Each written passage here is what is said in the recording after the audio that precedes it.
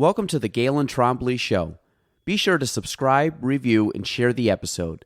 You can follow me on social media at Galen Trombley. I hope you enjoy the show. Greetings. Please hold for a very important message. Lightspeed sequence initiated. How may I help you? Bonjour. Security breach. The truth shall set you free. Awesome. It's a miracle. Stabilize. 3, 2, 1. Mission complete. Thank you. Have a nice day. Welcome, everybody. Episode 243 of the Galen Trombley Show. My guest today, returning after a handful of years, Billy Jones, Assemblyman, 115th District. 115th. That's all I had to get right. I just wanted to make sure I got the district right. But Billy came on before. We had a good time. This was a while ago. He's a busy man, so I appreciate him showing up. And you've had a handful of podcasts at this point now, right? Oh, yeah. So you're like, this is like a seasoned veteran here. So, Billy, give us we see you everywhere. We're going to dive into your schedule again. I know we talked about it last time, but give us just some bullet points. What's the major pillars or what's the major focuses right now in the Billy Jones camp of what are you guys whether it's the state, whether it's local, what are your main projects right now? Main projects right now. Well, we just introduced a major project in Malone that I was able to secure funding for. Just had the Speaker of the State Assembly up. It's revolving around an indoor recreational facility in Malone, something that it's something we're teaming up with the county on and envisioning, just a 4 seasons indoor sporting place so families can go, kids can go. So that's going to be a major project, going to be a focus of ours for the next couple of years. $3 million we were able to secure. We're bringing in some non-for-profits in on that as well, and teaming up with the county. I would say a lot of it, a lot of what we do revolves around, families and kids, and that's just one example. I think I said the other day during the press conference in announcing this with the speaker there, if I could leave this job, and we had a major focus on obviously kids and families, and that's what he was speaking on. If I could leave this job and tell people that I gave it all I could to give families and kids opportunities to be involved, whether it be through recreation or the arts or some other form, or just to let kids be kids. If I could leave this job and be known for giving it my all and doing that, I'd be a happy person. It's a real passion of mine.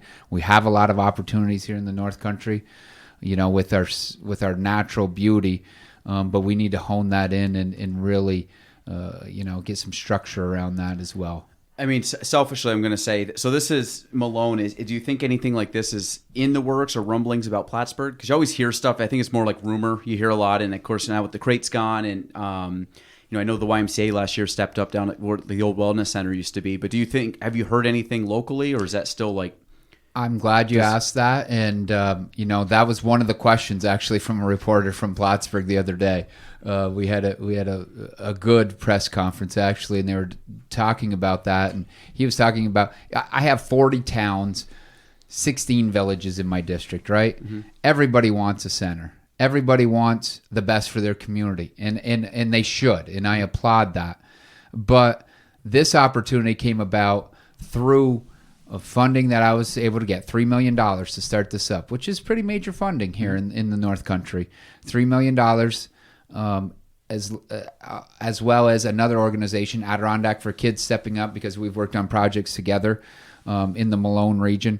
This is a Franklin County project, and I want to emphasize that because I want to bring all the towns in a regional approach. And I was asked, is there an opportunity to do this in other places? Absolutely. Believe me, I want Plattsburgh. I want this region. I want Clinton County to get what we have or get what we had when the crate was there. Even better. Actually, we all know the crate had issues. Yeah. Yep. We all know that there was, going to be needed major upgrades there, going to be, probably a lot of money put into it. but I think the opportunity is there. And the opportunity coming out of Franklin County and Malone, especially, a lot of times Malone says, you know what, Plattsburgh gets everything. You hear that. Yeah. Towns around here say that all the time, right? Plattsburgh gets everything. Plattsburgh probably says Albany gets everything. It's just that natural thing, right? Yep. But this was an opportunity this is an opportunity for all these towns, the county, a regional approach, getting Adirondack for Kids and other non-for-profits involved. And as well, we're going to have to raise some more money. We realize that, but I'm glad to see people stepping up to do this. This will be a collaborative effort, which I secured money to get started in. Can it happen in Plattsburgh? Absolutely. I pray. I go out. I talk to people every day. Let's get something like this started. We have the Y going on. Mm-hmm. Maybe there's an opportunity there for a larger indoor facility to get our other people involved. We were able to secure $1.3 million for the Y last year too. Yeah. I was through funding. They're a little short of their goal. They're going to keep going. It's going to be a beautiful facility, but I think we do need that indoor sports recreational facility right here in Plattsburgh as well. And we kind of talked about this at one point in time, but like us being a rural area and kind of, regarding like shared resources and trying to piggyback, like you just mentioned the Y, like could you piggyback instead of doing your own thing, like just kind of pitch in and kind of good for all? I mean, is that something that happens naturally? Is that part of like the strategy of like how can we try to collaborate with other people versus trying to just go at it ourselves or one organization? I mean, does that happen often, or is that... I think it has to happen. Yeah. You mentioned, I have 40 towns here. I have 15, 16 villages in my district. We have to collaborate because no individual town can take a project, or no individual group or organization can take on a project like this, something that we envision, right? We had 800 plus families that use the Crate Center.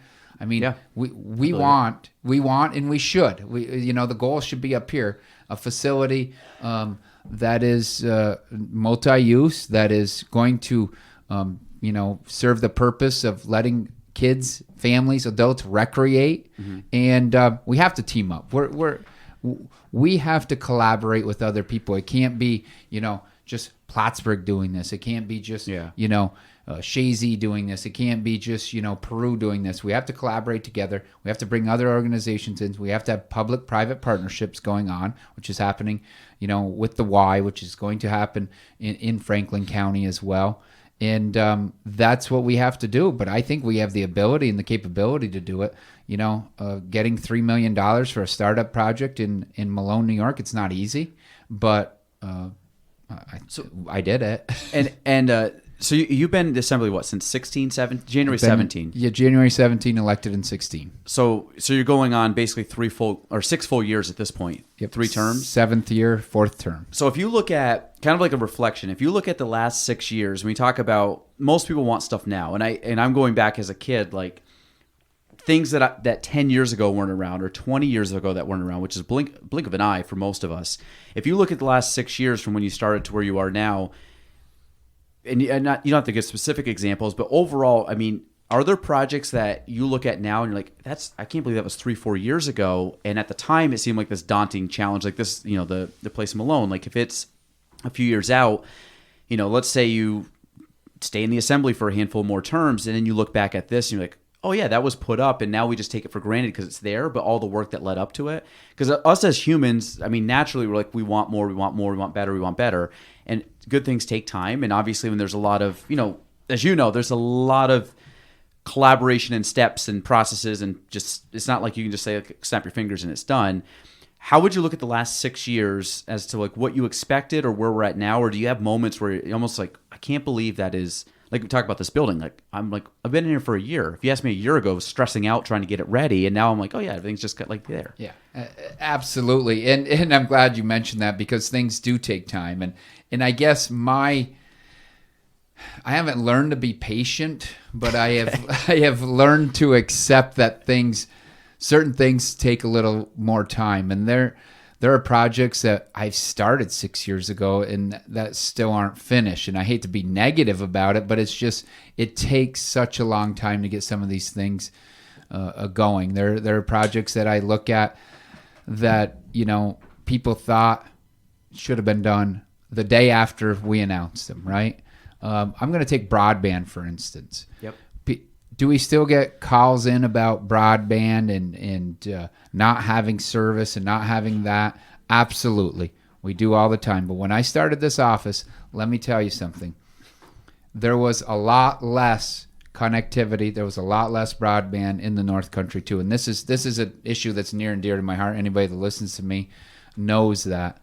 And, people still have concerns and they still say, hey, I don't have this, I don't have that. But I go into classrooms. I visit schools all the time, colleges, K through 12 schools. And I'll ask, I was in Saranac Lake last fall.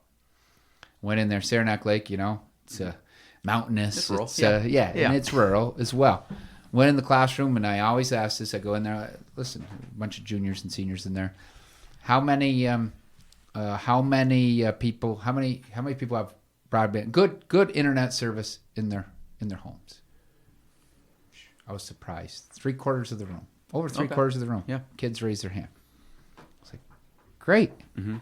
6 years ago, when I went in that room, I got a lot less than half of those students raising their hand.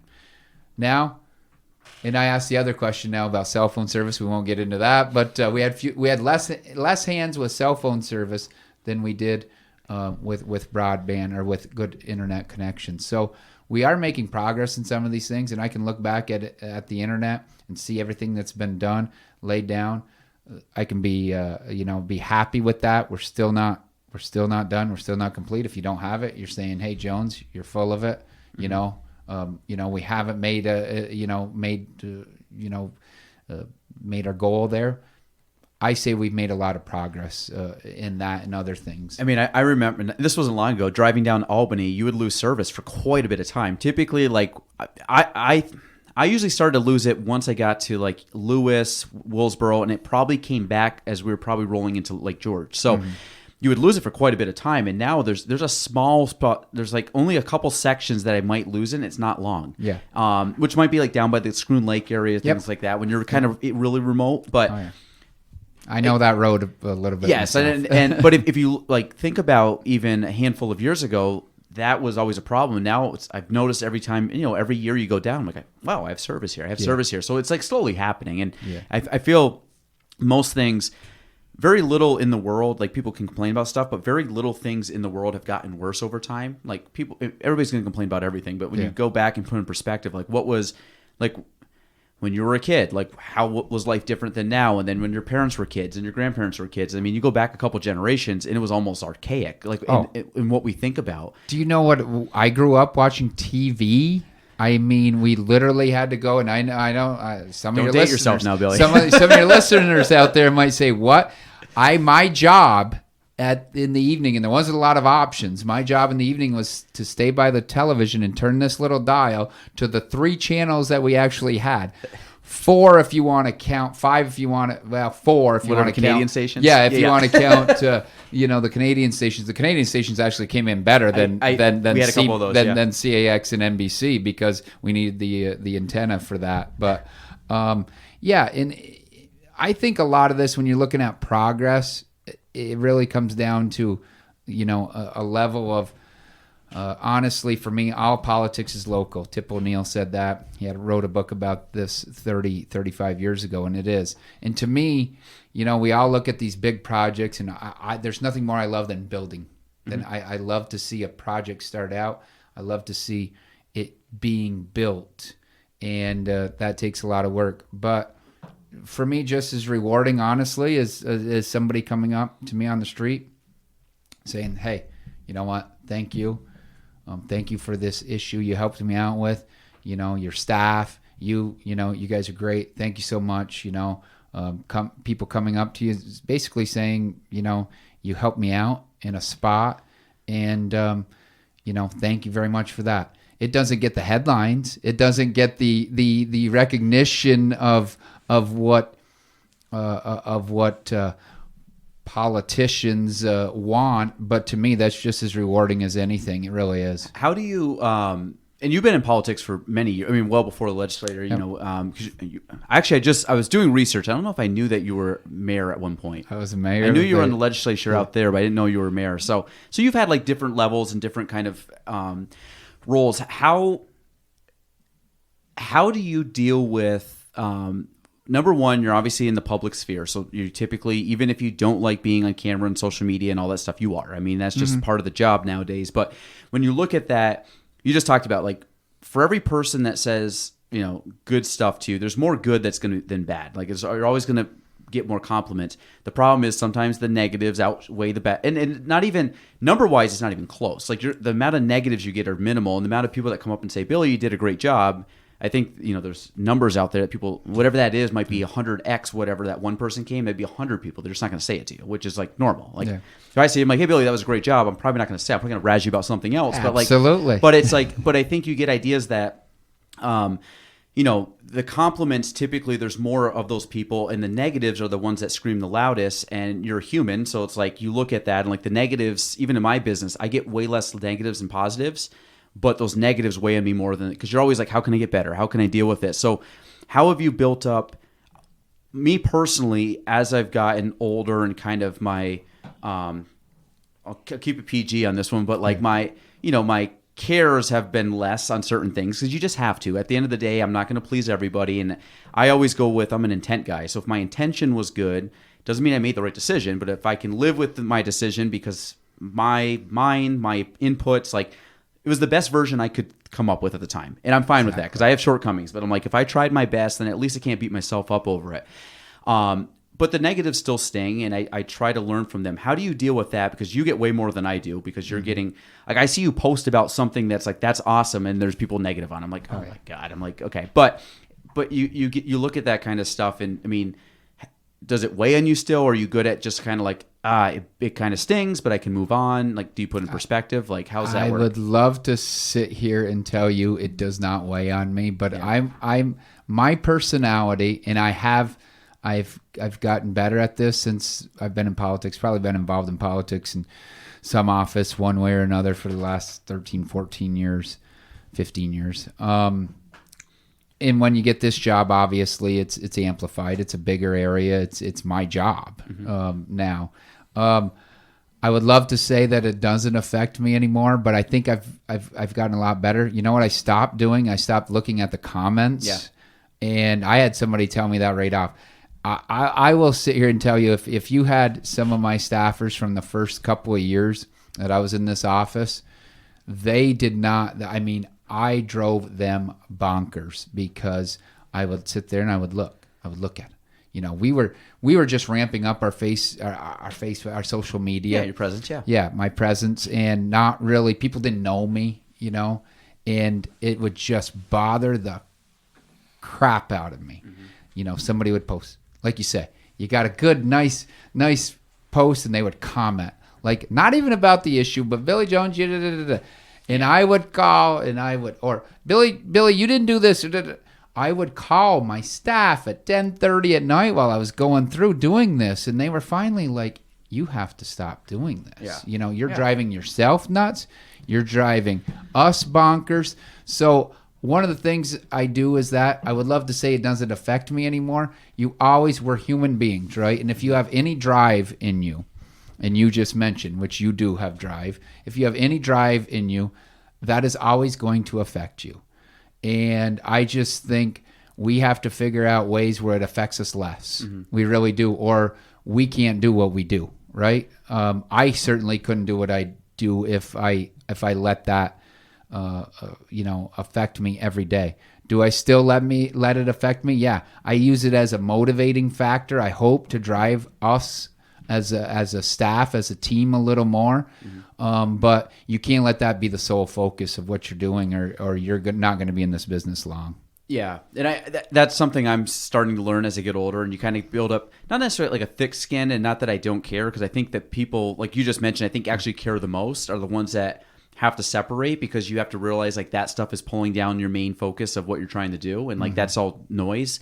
Yeah. Now regarding like, there's a lot going on, and I think there's nobody that I see on a political level that is at or involved as much as, and I know that's important to you to be at a lot of things. I mean, you came to our golf tournament. You could have just said, you know what, I want to sleep in on Saturday. We would have said anything. We would not have thought less of you. But it's always nice, you make the drive and you show up and it's cold and we're asking you to hit a golf ball in front of a bunch of people with no practice swings, and you're always a sport about it. But you're involved with a lot of stuff, and obviously you have staff and you have a team behind you. And when we talked about like priorities and things that you're trying to look at, when you come up with like the calendar year of what you want to focus on, how often does that change? And how often, like I look at my, let's say a year or 6 months, I kind of put it in big chunk windows and say, these are big projects I want to try to accomplish. And it's really like reverse engineer that back and just every day chip away at that till, 6 months I accomplished a big goal. And then, like I said, the perspective is like 2 years from now, I'll be like, oh my gosh, I can't believe I remember doing that, but it seems so far ago. Do you do that a lot with what you're doing? And how do you keep track of that and keep prioritizing things, knowing that you are stretched in a million different places? And I'm sure the staff, you guys are stretched in a million different directions. Like, how do you make time for, I'm going to say, the big things that move the needle forward versus the day-to-day interaction? Because they both are needed, but some take more energy than others. And for me, if I'm doing a big project, I typically want like some hours like by myself to think, no distractions, phone off, like not seeing people. And then I'm back into like the quick little texts and messages and phone calls and that kind of stuff, which is, they're both weigh on me, but I try to really divide and conquer that way. Do you have a system for that? Is it? Well, I'll tell you what our system is. We sit down and we think of, what we're going to do, whether it's a year planning. And you're right, we do have goals. Building some of these recreational projects or doing some of these other projects, they are goals. They're the big things. And we sit down and we say, all right, we're going to do this, this, this, this. You have to have a great team, which I do, because scheduling alone is just and I have a fairly large district, 3,500 square miles, and we're just always on the road. But we sit down and we try to plan things out, and then that goes on for about 4 or 5 days for the year, and then it gets all thrown out the window because things come at you very fast in this office. Things, not saying that we don't still have those, those goals, what we do, but scheduling. Okay, listen, so-and-so is in town. We have to make them a priority. We have to move a few things, and I hate to move things. I hate being, that person that says, hey, can you hold this back? Can we change that? But there are circumstances where you have to do that. We try to, I think we've made a mark on it. I think we've made a goal of trying to be, if I'm invited to a place, I'm going to be there. Because obviously, if it took that organization, if it took that person, if it took that local official or that state official the time to say, you know what, we want Billy Jones here, I'm going to make every single effort I can to make sure that we show up there. And I think that is something that we built a brand on, to be honest, honest with you. And obviously it's difficult. You have to have good staff behind you. You have to have good scheduling. Can't be everywhere every day of the moment. But I will say we've done a pretty good job at it. And we do. I have bigger goals in mind. What's that saying? Life happens while you're trying to, I know where you're going with that. Yeah, I've heard it before. Yeah. Life happens, and that's what it is. That's what happens. Life happens when you're planning on doing other things, when you're doing everything. And that's what we do. As far as, what I am most proud of in this office is, you're always going to get your haters. I have my haters. We all do. Yeah. I may have more of them because I'm just involved in a lot more, and people feel good when they give give a politician hell, which is, if it makes them feel good, fine. Yeah. Go on with your day. What I am most proud of is we've stayed out of that. We've stayed out of the mud. Mm-hmm. And if you go on any of you look at any other elected state official, even local official, any national, we don't get into the national BS because it doesn't do me any good. Yeah. If you look at our stuff, we always come out with positive stuff. Do we have ideological beliefs? Do I have ideological beliefs? Do I believe in things? Absolutely. We all do.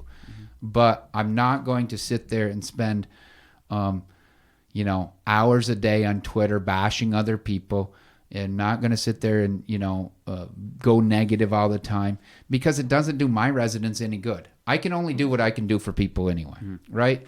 And if I'm spending half my time, bashing opponents or bashing critics or bashing whoever, then that's half the time I'm taking away from the residents and issues that I can actually help people with. I had a great question. It was at a forum we were at just recently, something to do with the chamber, and I had a person there. I know him, respect him, and he was like, we like you, Billy. We just want you. We'd like you to be a little stronger in coming out against. It was some kind of national issue or some kind of person in particular. And, why don't you do this? Why don't you do that? And I said, I could do that. I could spend 4 or 5 hours a day or 10, 12 hours a week and going after somebody about something. And, but what good is that doing you right here in this room? Mm-hmm. When I can help you out with some kind of business issue you're having, some kind of employment issue, something that I can help out with.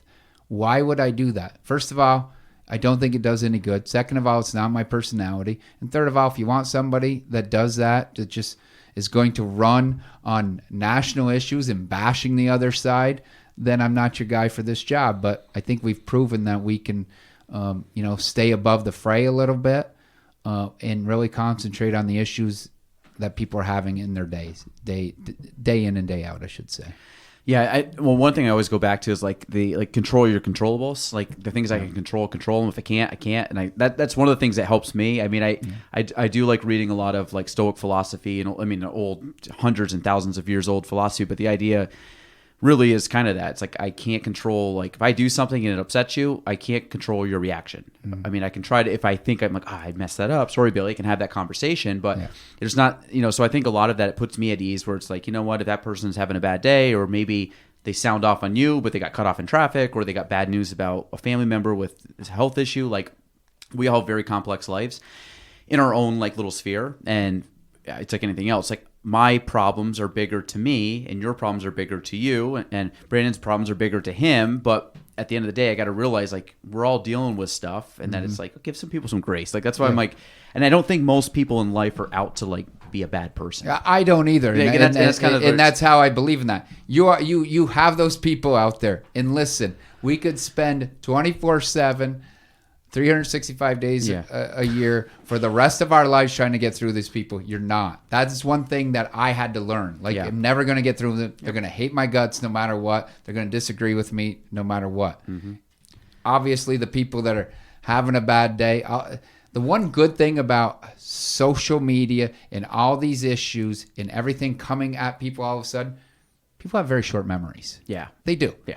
I have gone head to head with actually them just giving an individual on an issue, just giving me I'll never support you again. I can't believe you. I can't believe you, Billy. Giving me how unfit. I guess social media has made it easier to do that. Yeah, easier to find you. Yeah. Swear to God, 2 months later, shake my hand in a public spot.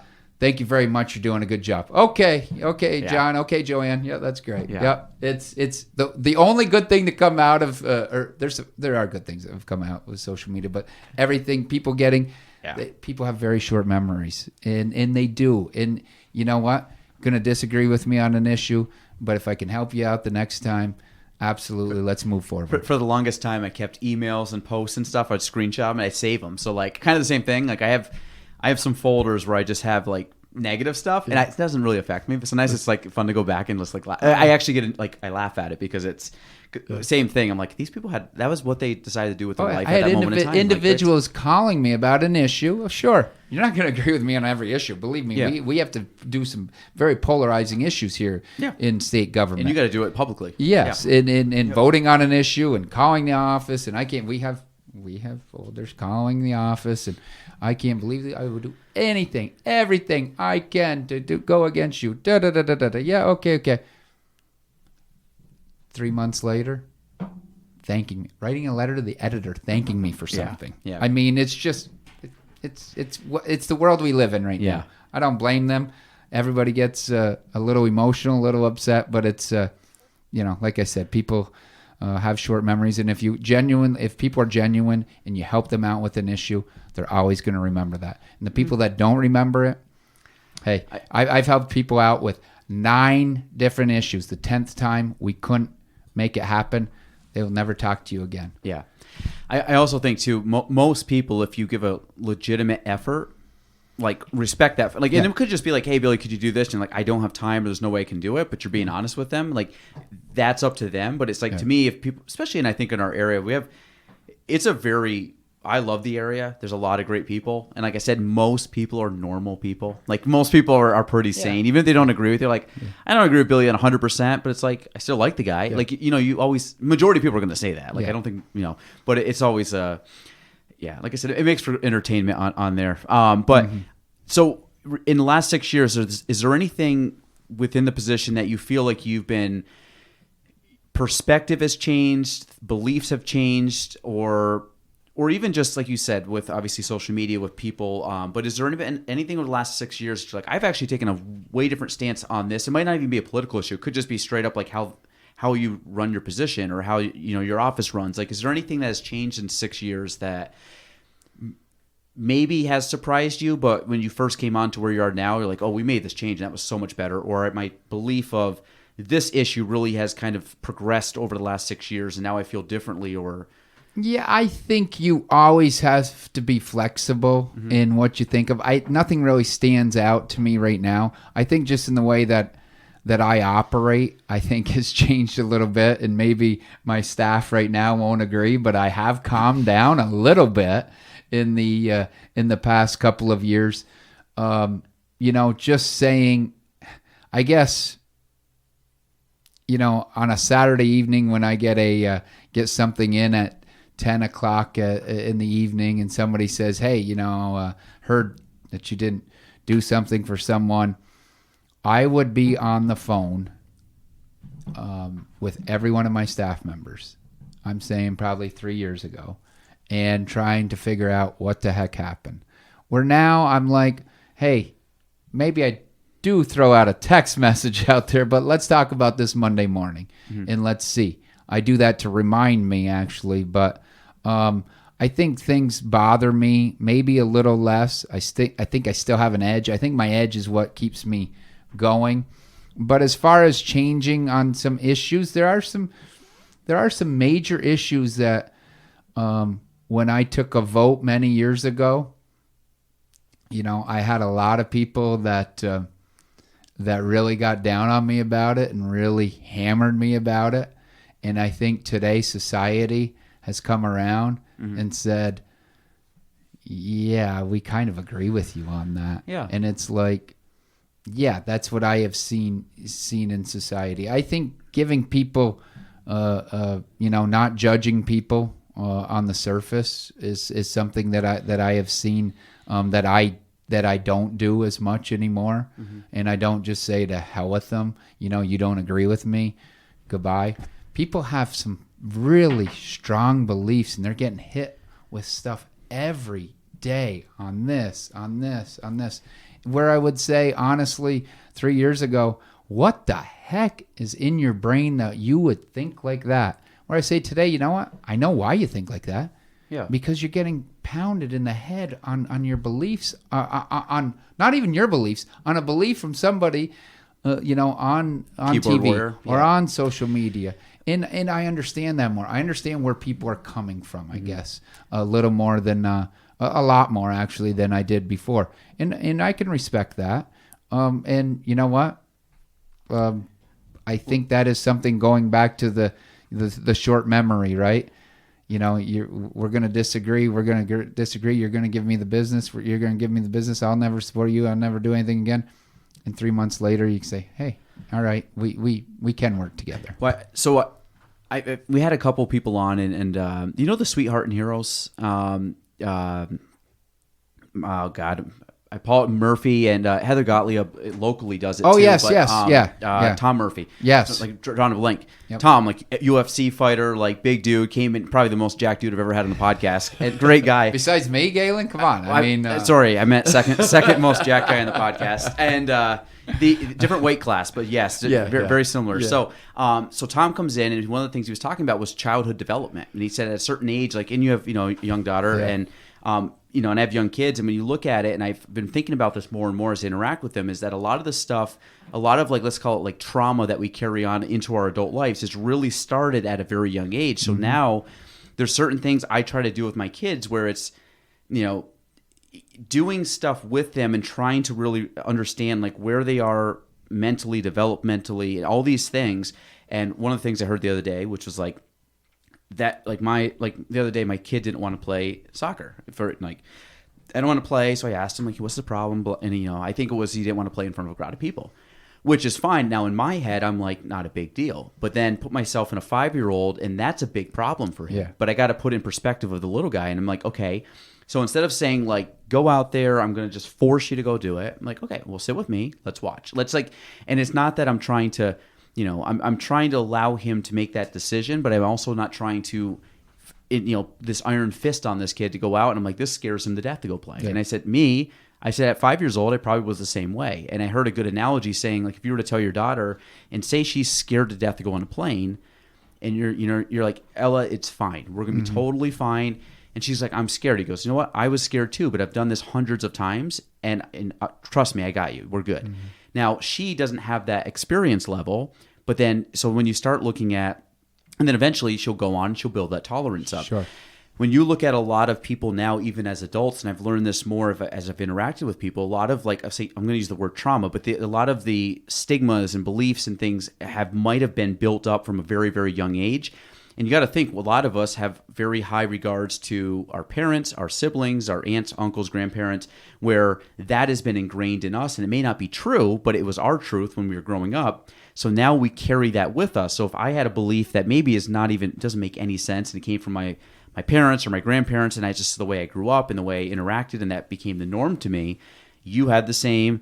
Brandon, you had the same. We all have these same beliefs, and then that molds us as adults. Yep. And sometimes it's hard for us to break out of that, where really it's like, why would you vote that way, Billy? Well, you have different contexts than I would have different contexts. And it doesn't mean either of us are right or wrong, but we have to realize like that person made a decision with whatever was in their brain, and it's not that it's the wrong decision, because I think too many people harp on it like that's the bad decision. I'm like, no, that's a bad decision in your mind.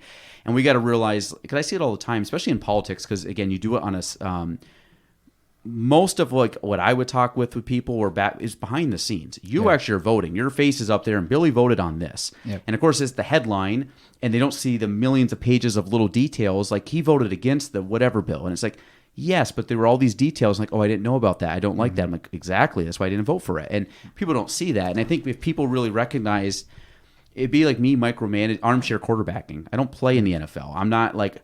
I also didn't see that 300-pound guy coming in my blind spot where, yes, in theory, I should have thrown the ball to that guy, but I didn't see the guy behind why me. I threw it, because the 300-pound guy was coming. So you spin it like that, and I think that if more people just kind of gave people the benefit of the doubt, or gave them like, okay, Billy made this decision, but he lives it every day, and it's like real estate. If someone tells me about real estate, I'm like, I spend a disproportionate amount of time in real estate. I'm not saying it just like there's a lot of thought that gets put into this. But if somebody's critiquing me, or I'm critiquing like Brandon, if I'm critiquing what you're doing, I don't know if that's right. Like you spend way more time in your job than I do, so why am I to tell you how to do it? Which I think is always funny in your position, because out of any position you could pick in life, you're going to have the most input from others. That probably aren't qualified to give you that input. Absolutely. Everybody is qualified to do my job. There's a lot of experts out there, until they actually do it. Yes, or everybody has the correct decision, I should say, and that is true. And you know what hurts, the worst part about, like I say, going back to having media and social media and everybody, everybody's an expert on everything now. That it gets more difficult to explain to them that this is the reason I did this. Mm-hmm. This is the reason I did that. And, oftentimes people don't want to hear that. They're like, whatever. And, They will. It's a great swing, by the way. There, yes. We're looking at my social media page, which I try not to go on. But you're going to get that. Getting back to what you said, something about stigma and what I have seen change. Maybe a big issue here in the North Country. I think one of the biggest things that I have seen change since I started this job was the stigma behind mental health, behavioral health, addiction. That is, and I think we can, there are certain circumstances, but most that can be, put together. And I think since I got this job, I've worked with groups and organizations to try to, shine a light on that, bring it out. Stigma is an awful thing that people deal with, awful thing that families deal with when they're dealing with mental health, behavioral health overall. And what I have seen is an improvement, honestly, in the North Country, in this area. Do we have a long ways to go? Certainly. But I think my take on it is in working with groups and being in that community, so to speak, is that we have made giant strides in that. Do we need more? We have to do more in that? Obviously. People need help. We have an unbelievable amount of mental health and behavioral health issues here in my district, in the North Country, all over the country, actually. But I am seeing strides in people getting the help they need. Certainly, we have a lot more to do, but I would say if you're looking at an issue where me looking back on it 7 years ago and where we are now, I would say that we have made considerable gains in that. Do we have a long way to go? Absolutely.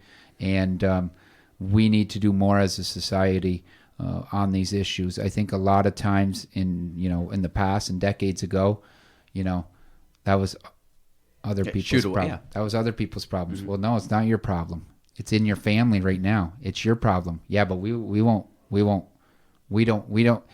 If we don't discuss it, then it's not a problem. Well, yeah, it is actually, because you have a family member that's suffering. And I think what we have tried to do and what organizations here in the North Country have tried to do is to shine a light on that, get people help. I think we're doing better. Certainly when you hear of certain cases, you can say no, but we are doing better in those areas. We have a lot further to go, for sure. I would agree. And I think most people that, like, I've struggled with stuff. I mean, we all have different levels of stuff that you deal with, but like I've focused on mental stuff for the last handful of years because I got to the point where I was overwhelmed with stuff. Like, life comes at you fast, and it's all good stuff. Like, I got, kids, I got work, you got, friends, and all, you have a million things coming at you, but then you realize, like, I'm one person, my cup was kind of overflowing with responsibilities, and I had to eliminate some stuff, and I had to basically make more time or quiet time or stuff where my mind wasn't going. So I've looked at many different ways of coping with certain things, more like anxiety and things related to that. And I don't look at, I always looked at stuff. I don't look at getting anxiety as a weakness. I look at it as something in my mind, like, okay, it's a challenge. Can I get better at it? Like, can I deal with it? And I would say I feel like I have a pretty good, mental, standing capacity, and I have a very good support system in my life. Like, most people don't have that, or not everybody has that. So I look at, I feel I have more advantages in that regard, and I still struggle with stuff. And I said most people, I think everybody struggles with something, and even if it's not anything crazy like depression, anxiety, I mean, just a lot of stuff that goes on that I think if more people talk about it, you realize that pretty much everybody's dealing with stuff. It's just you don't want to, because your brain controls everything, and this goes back to most of your stuff. Like, physically, it's always funny. Like, we've mentioned a bunch of stuff today. Most of that stuff should not affect us because it's not really real. It's people saying stuff, is how we interpret it, and then how we deal with it. But that is weighing on our mind, where we know that it's not a big deal. That stuff is like, I shouldn't have to worry about that. It's not even important, but it weighs on you. And then that triggers all these other emotions in your head, and then you start to deal with them or compress them or try to find an outlet. And it's challenging. And I think that the more, because we've had some people on the podcast like that, I've talked to certain people, and I think the more people just are open and honest about that. And I deal, kind of, I mean, take some of these guys, like a lot of those guys are good buddies and stuff. And we have these conversations all the time, whether you own a business or you have family, like we deal with the same stuff. And it's good we have that pure outlet where I feel like maybe a handful of years ago or a generation ago, you know, a guy wouldn't want to talk to a guy about his feelings. Oh, absolutely. Now I do it all the time, and I don't even think twice about it. And I Yeah. don't feel like it's anything less. I'm like, hey, can you give me some tips? I want to get better. Yeah. And like, I think having that kind of back and forth, you know, like you said, normalizes it. And then you feel like if someone's struggling with something, then I think, you know, reach out and be friendly and give them a boost or a load of confidence. Because, you know, I think nobody's ever going to deny a compliment in life. Yeah. Like if you give me a compliment, it's going to make me feel good. Like, but that's just human nature. So I think the more that you can do that or give someone, not make their life more difficult, is better. And but like I said, it's just kind of that give and take for people. And I think it's going the right direction. I think a lot of social change over time progresses better.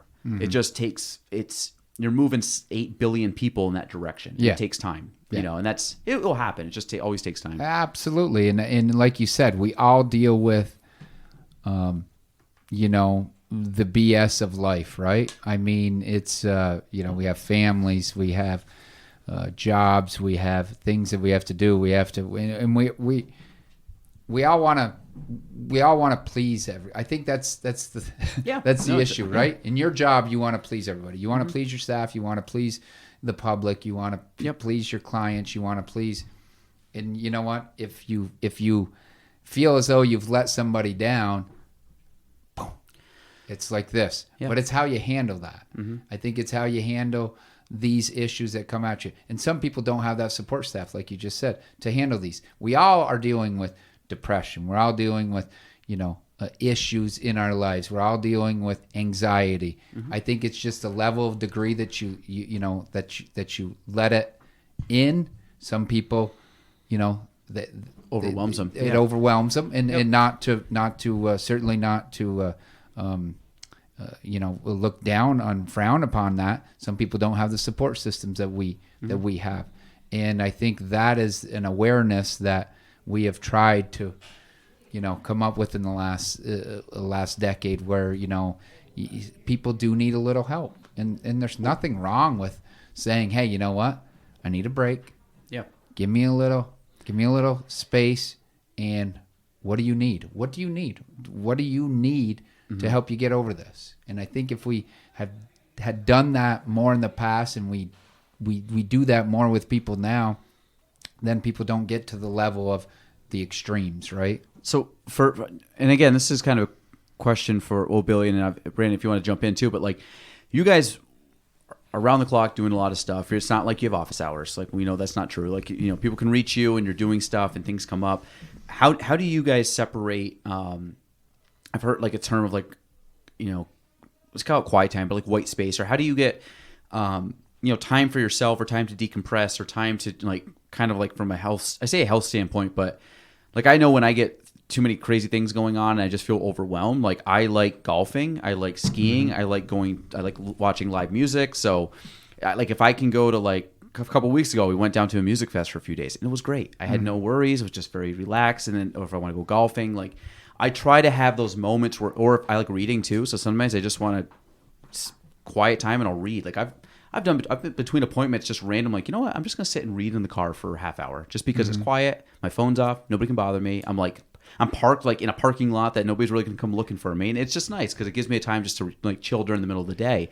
Do you have those moments? Because I know we talked before and it's like, it's go, go, go. But do you get a chance to kind of like pause, you know, and some you time or me time kind of thing where you do get to recharge the batteries? I think I'm trying to do that a little more, honestly. And people do say that to me quite often. You know, you got to find, you know, a little time for yourself. I have to do a better job at, you know, even when I have time to myself, the brain is always thinking, right? Yeah. Like, you know, I woke up at 3:30 this morning thinking about an issue or a constituent issue that was like, oh shoot, did we respond? Did I respond? Did I tell did I tell somebody about this a month ago? Oh my God. Yeah, drop the ball kind of thing. Yeah, and it's tough because you see, I mean, how does the human brain even think of that at 3:30 in the morning when I'm up trying to, you know, get a couple hours of sleep? But that does happen, and I think I have to get better at that. Maybe I do need to find a few more hobbies. I like to go skiing with my daughter. I think when you become a father, honestly, I think your kids' hobbies become yours, right? Yep. That's the time you spend. We only have so much time here, right? And we're busy people, right? So it's like I have found joy in going skiing with Ella at Titus Mountain, or just hanging out with her, doing some things. And I think I need to do more than that, or more of that. But I guess I really need to find a hobby of my own and own it. And maybe the next time we have this conversation, I'll get there. As much as I'd love for you to pick up golf may not work. Golf's it takes time and it's frustrating. So it's like, no. I was gonna say, if all you have is the one swing every year. Listen, if I want more frustration in my life, I will pick up golf. And I did golf a little bit. I was never a golfer. I used to golf a little bit, and 4.5 hours later, I would be frustrated. But you hit that one shot, and you're like, especially on the 18th hole, keeps you coming back. Yeah, it keeps you coming back, and I know that. But would love to pick up something more consistent along those lines. I like hanging out at the lake with my friends and family. Do you fish at all? I don't as much as I used to. Younger? Yeah. I would like to get back into something like that. I would like to do that with with my daughter, but I think you do need a little solace, a little time. But my biggest issue is I can't go anywhere without this darn thing. And I think as long as you have these and you're connected to the web or text messaging or whatever, you're never out of it, right? You're never out of it. So I think if people, me especially, could lose this for like an hour out of the day, we'd all be better. And that's one of the things I try to, the best I can. So I've worked like a couple things. Like I typically keep my phone on Do Not Disturb for at least the evenings and at least the morning. And I mean, my favorites list, so like my wife and Jen can get a hold of me, and a couple other, my family can get a hold of me, but like most of it's like blocked off. The other thing is like I block my email off pretty much from about 4 p.m. to 11 a.m. the next day for the most part, where I just don't get anything coming in. There's a little extension, I can show it to you. It's a good life hack, but what it does, it takes away all those like the pinging and like the notifications, and a lot of the stuff that we do, we can batch it. So like I try to batch stuff as much as I can. So I'm like in and out, and then I'm like, I can now focus a chunk of time on something versus email, because most emails aren't urgent. So like I always look at, you think they're urgent, but they're not. They're not. Yes. And most things in life aren't urgent. It's what we put on it. And I think, like I said, someone could think it's urgent, but it's like, probably not. And if you train someone to say like that's not urgent, eventually it's not urgent. And I think it takes time, but that was always something I really try to focus on with my phone. Like I try to just keep it, it's there for work, but I really try to disconnect when I can. The problem is with the stupid phones, it's like it's not even for communication half the time. Like I'm using it for apps. It's like a Swiss Army knife. So I need it for a million Nobody things. uses a phone to talk on anymore. No, I mean, like talking and texting. We shouldn't even call them phones. I know, exactly. Yeah, it's like those are the things. You're right. Those are the things that you don't even really need to do. But it's like you think about all the stuff you use it for, and then you look at it like, there's like the text, and now I got to talk like. But it's just trying to disconnect from that. It's tricky, ridiculous. I did a couple of years ago. I used to have my work email. I still have my personal email, which enough people get a hold of me on, but I took my work email off my phone because that was another thing I was doing at 8, 9, 10, 11 o'clock at night, was getting an email in and then getting all pissed off and then calling my staff and giving them the riot act, which nobody should do and nobody should put up with. So I did take my work email off my phone. Yeah, that's good. And I think you got to realize too, like there's nothing can really get done, and depending on the situation, like after hours and certain things, because like, well, even if I send that email now, they're not getting it until tomorrow morning, so I just send it in the morning. Saturday night at 10 o'clock. What am I going to accomplish by calling my staff and getting mad at an issue besides pissing them off? Yeah. Honestly, that's all I'm going to do. Well, do I still do it sometimes? Brandon's right there. Maybe, but much more rare than what I used to. So that's when Brandon's like, Billy, I didn't get it. I swear to God, Monday morning I just came through. No comment. So Billy, I'm gonna do some questions here. These are funny. I've only done these once. They're all just like random questions I pulled off because I could talk about this, but I always like to have like more fun things to talk about too, Sure. because people hear a lot of this stuff, like, which is great. Like I like asking you certain things. That's why I'm trying to add more, like, not, like going like kind of thought process and Sure. like things that you do, because I think those are more fun. So I'm gonna let you pick. I got personal questions, whimsical and off the wall, industry. I feel like I'm saying that weird. Industry and expertise, and then great closer questions. We'll rattle off probably, like, depending on how fast you answer, for another like maybe 10, 15 minutes. All right, But I just think these are kind of fun. So like, Okay, we'll do whimsical. the first one, I'm just going to go right down the list. If you could live anywhere in the world, where would it be? The North Country. Okay. Why don't we do this second one, because I'm just going to piggyback off that. If a vacation you would like to, or a place you would like to visit that you have not visited yet. Hawaii. That's actually mine too. Yeah. Bora on my- Bora's up it's- there too, but I always wanted to go Hawaii. It's on my bucket list. Hawaii, then Italy, and I want to take my daughter to Hawaii. Nice. My 40th birthday, or by the time I'm 40, I want to take my entire family to Hawaii, which Yeah, I think would be a you blast. should. My kids will be old enough to like should. really enjoy it. Okay. So that was an easy one. I'm just gonna go with whimsical off the wall. I don't think these are that bad, but if you could have coffee with any historical figure, who would you choose? Teddy Roosevelt. Okay. Any specific reason? Just to ask him a few questions, get in his brain, and I think he was Pretty close to this area too. pretty close to this area, and I just think he was as honest and as blunt as a person he could be, but he still got things done. Yeah. Speak softly, carry a big stick. Wasn't Yeah, it him? yeah. What's your favorite subject in school, or what was? History. Makes sense. I won't ask you why. Well, I wasn't any good at it, but it was still. I like the was still my stories of favorite. history. Like that was always yours. Must have been science, right? Yeah. Because Mrs. Ryan. Yeah. No, imagine don't worry, that. she doesn't listen to Yeah, this. So you're yeah. fine. My Safe. the best part about a couple of my history classes is we would talk about current events. What school did you go to? Chateauguay Central. Okay. And had some rivalries with Shazy actually. But Cross County. Yeah. But we would talk about current events, and I had this history teacher, Mr. Quinn, and he was 7th grade. He's still around. And I mentioned this during my commencement speech I was asked to do, and it was so great because we would get in there, and I was a little nerd. Actually, I would watch the news all the time, and the rest of the kids would just get me going on it. And he would carry these current events into we would go. It was supposed to be like the first 5 minutes of class. Yeah. He would carry it into like 10 minutes, 15 minutes, 20 minutes, 30 minutes. Before you know it, the bell was ringing. They're like, "Yeah, we did. We never got Billy going." Yeah, we didn't get into the history. So that was always a fun thing for me. What was your favorite trip you've ever taken? Favorite trip I've ever taken. Ooh, that's a good one. Shoot. We didn't know some of these answers, right?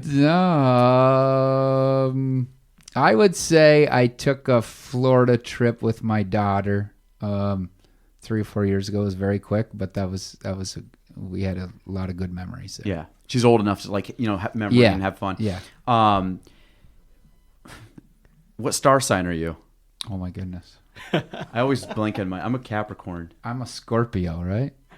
Yeah, I'm a Scorpio. I know. I don't understand those. Yeah, I just I'm a know Scorpio. November 8th, yes. Yeah. mine. What's an anagram? Do you know what that is? Anagram? What anagram type are you? I mean, I can Google it, but I'm just gonna skip it. Actually, I'm curious. What is an anagram? Yeah, what You don't is- know what that is? I don't. I feel as though I should. know. I but also might be mispronouncing it. So anagram. test IQ. Simplify is a model of the human psyche, which is I probably would like that. We don't have enough time for that. Skip that question. All right. Are you an introvert or an extrovert? Ooh, I'd like to be an introvert. I think I enjoy that more, but I'm probably an extrovert. Are you an extrovert by nature, or is it more the job? It's a job. Okay, so normally you'd be fine, like chilling in the house, reading a book, watching TV, just relaxing with, hanging out with Ella, just like quiet time. I'd be happy chilling on the couch by myself, in my own little world. Yep. I'm the same. If you won $10 million tomorrow, what would you spend it on? Holy cow. I would spend it on, honestly, I would probably, 10 million. 10 million doesn't go as far as it used to. I know. I'm but- actually kind of looking. I feel like that should be 100 million. Yeah, I it feel should like be whenever this 100 is million. written, Because I would like to design a house the way I want it, like every little thing. Yep. Not even to show off, but for like what you want. For just convenience. Like, Yeah. you know, you go into and I've spent a lot of time on the road. Yeah. Like, and like just like a hotel bathroom. Like, you know, I remember my cousin built a house like 15, 20 years ago. And you know how you have the sink in one area and everything else in the other? I mean, a lot of homes are doing it now, but they didn't do that like 20 years ago. Yeah. You know, it was like, yeah, I just like it because I spent some time in hotel rooms. I just always like this. I would like that. I would like to design a kitchen. I think a kitchen is one of the best places in a home. Yep. Design it just the way you want it with all the great stuff and the gadgets and everything. But other than that, I'd like to develop, like people are asking, you know, we just talked about, if I had money, if I had $100 million, I would develop a town. I would build a town, and probably would be my hometown, but I would just, I've always been weird like that. Okay. Like when I was a kid, I had an imaginary country, honestly. Okay. And, you know, imaginary government and all of this. This is like the Hunger Games or something. Yeah, like... no, but I would not even that. I would just like, you know, I always look back at the towns and the way they were designed in like the 50s, in the early 60s, and you know, it was real wholesome. It was just like, or it's like the Truman Show. You just build this weird kind thing. I'm going to build the Truman Show. But if I had a lot of money, that's what I would do with it. Yeah, I think it would be fun. The hotel bathroom thing, I agree. Some of the best bathrooms I've ever seen are in hotels. Just the way they're laid out, Aren't the they? brightness, the big windows. The laid out. Wouldn't you like to build a home like? I just like that? the space. Like, yeah, exactly. I mean, like they're usually too big. And you have the double. I mean, if you have a partner, it's like the double sinks. One sink doesn't work, right? Because you're always fighting for that space for a well, sink. that and you just gotta get all have the crap another that goes around the sink. Yes, You're like, okay, put it on yes. your side. Yeah, Especially exactly. if you're like me, I like things just like clean. But if you had to write a book tomorrow, what would you write about? Oh boy. I would honestly write about my experiences and the people that I've met. Half of it would be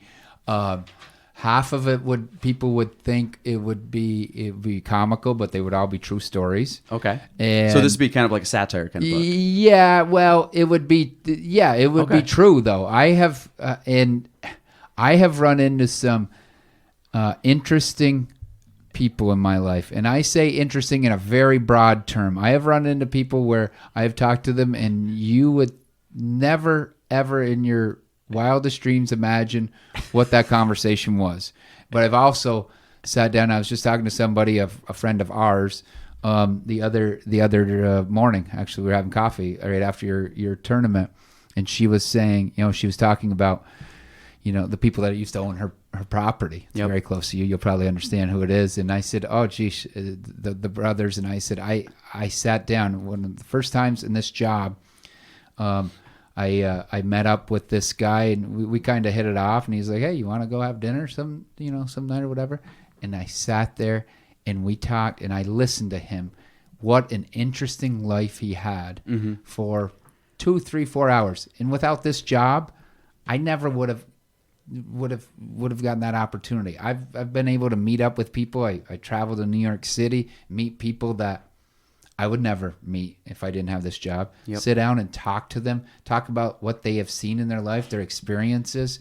You know, Vladimir Monk just presented him with an award the other day. Just hit 100? Yeah, 100. Holocaust. That's very wild. Interesting. Yep. I think I would love to write a book with that, but we'd have to split it up with, obviously, volumes, some more serious stuff, and some stuff that was just totally off the wall that you probably couldn't believe you were talking about. I had 2 books I read last year. I listened to them. It was better to listen to them, but it was Green Lights by Matthew McConaughey, okay, which is fantastic. Yeah. And then there was a book I forgot the actual title. It was Kevin Hart's book, and he actually narrated it. Oh, really? And it was so funny because both of them. The Matthew McConaughey book, I was laughing like hysterically within 20 minutes of the book. It's just it's funny, but he reads it too. So I know you have a lot of drive time, so that'd be a fun one to read. But it kind of is like that. It's like a life story, but there's comedy and kind of fun. What's your biggest pet peeve? Oh, besides littering, I would have to say littering. I don't like littering either. Yeah. I throw bananas I throw bananas and apple cores. I told my daughter the other day, I'm like, it actually decomposes into the ground, so I'm doing it a favor. Yeah. Or birds get them. Yeah. But you know what really bothers me still, and I do, you know, whatever. I know friends that smoke cigarettes and do this or whatever. People that don't realize when you're done with a cigarette butt, they throw it out the window. Yeah, they don't realize that is littering. And I'm like, Yep. why don't you realize that Also, is littering? that's got You might as some well throw sparks on it, throw it in the field, Yeah, you like- might as well throw a cup out the window or whatever. No, don't do that. But I would say littering is right up there. I mean, I have a lot of them, but that's up there. Yeah, I pick up stuff off the ground too if I see it. Yeah. Like if I just see it like in a park or Yeah. something, I just grab it. I'm like, Yeah. I'll just walk into the garbage. Like Yeah. just small little thing, but does a big deal. What do you think the world will look like in 5 years? That's a good one. Follow questions even better. So It's, we're looking at, our country is going through some very turbulent times. The world is, but we have survived. We have done, we have done things. I think people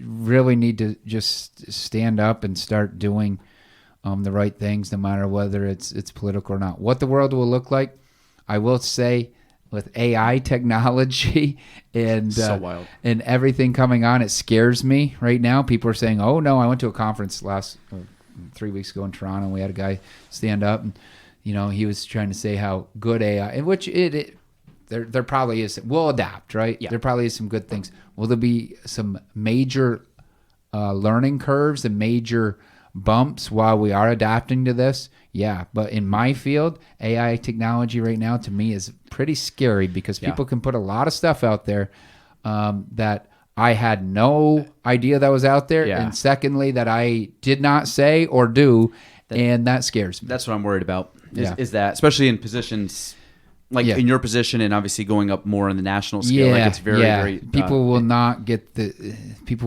facts and the truth, and I think we're going to see some more growing pains in that. But I'm an optimist. I think in 5 years, the world will look much like it is now. But I think one of two things. I think people will realize at some point, maybe in 10 years, that the bullshit is bullshit. Mm-hmm. I don't know. Are we on PG? I'm sorry. No, you can for do whatever saying you want. bullshit, Depends on where you want to share it, but you're good. I think at some point people just have to realize the BS is the BS. Mm-hmm. And I think we're going to get there because I'm an optimist. But I think we're going to go through a lot more of the BS before we get there. And I think like just 5 years from now, I think the AI is going to, because you got to think 5 years ago, where were we? Like it's crazy, like how much has jumped and progressed in 5 years. So I think 5 years from now, you're going to see like the AI. I think you're going to start seeing some crazy things.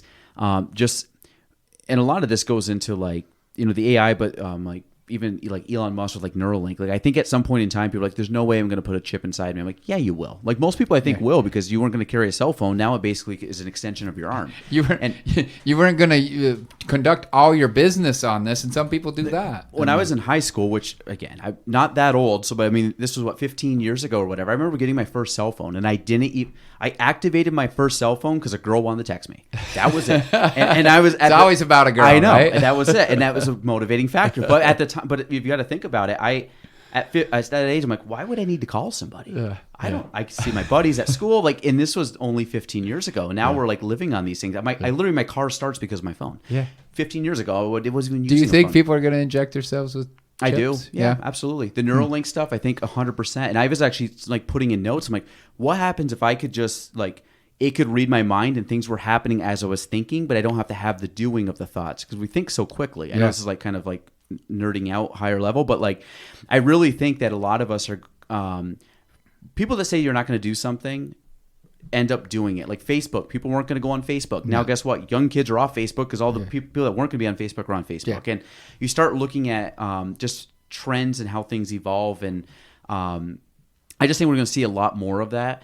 Are we going to colonize Mars in 5 years? I don't think so. The next question was, where do you think the world will be like in 50 years? And I think there will be people on Mars. I really do. But things go at such a fast clip. It's compounding. I think it will. But like I said, I think in some confidence or in some aspect of this, I think society to maintain what society is. Obviously, have we made technological advances in the last 100 years? Yes. We are not riding around in horse and buggy anymore. We're doing this.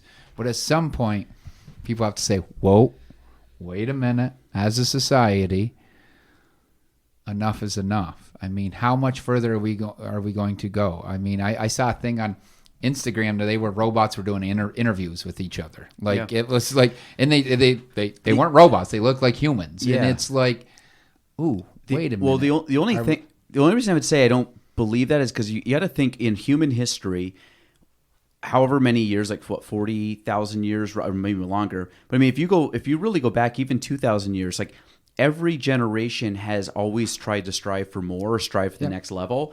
And at this point, it's only speeding up the rate that we're able to do so. So at the end of the day, we have a lot of similarities back to someone that was living 2,000 years ago. We probably looked very similar to them even 2,000 years ago. And probably, and I kind of go back and I think about this stuff. Like the other day I think it was like Joe Rogan posted it. There was like a spear that was coming out of ice that I think was 1,600 years old, still intact. Everything was frozen in ice and it started to melt. And so they can obviously strip DNA off of that. But if you look at like back then, they were coming up with this and the progression to where we are now with and that's like how to get food. Like we have way different ways of doing it. But how much more can we go before we lose all the human traits, the human instincts? I think we're starting. There comes to a point where it's like we're not going to think, we're not going to have any kind of human traits. We're not even going to have emotions. If you want to shut down your emotions today, shut them down. And I think you're starting to get to like the George Orwell, the 1984. Like you're starting to hit this like futuristic. We're getting closer to it, and I think that's a lot of people when they come out with AI and they're like, just be careful because if you put these robots or whatever, how many movies have we seen growing up where robots take over the earth? Like, the last like 30, 40 years, there's been a ton of those movies, and they're not far off from actually putting that technology in place. And I think that's why a lot of them are like, it's fine, but if you basically let the robot out of the box kind of thing, or it's kind of like the Dr. Seuss, like thing 1 and thing 2 come out of the box, they're going to wreak havoc. And that's kind of where I think the slippery slope gets to, where like you're almost going to self-destruct. Because I think at the end of the day, like how does the earth or how does the human population stop? It's going to be from our own doing. I don't believe a meteor is going to come hit us. I think it's going to be... I was just going to say that. I don't think it's going to be...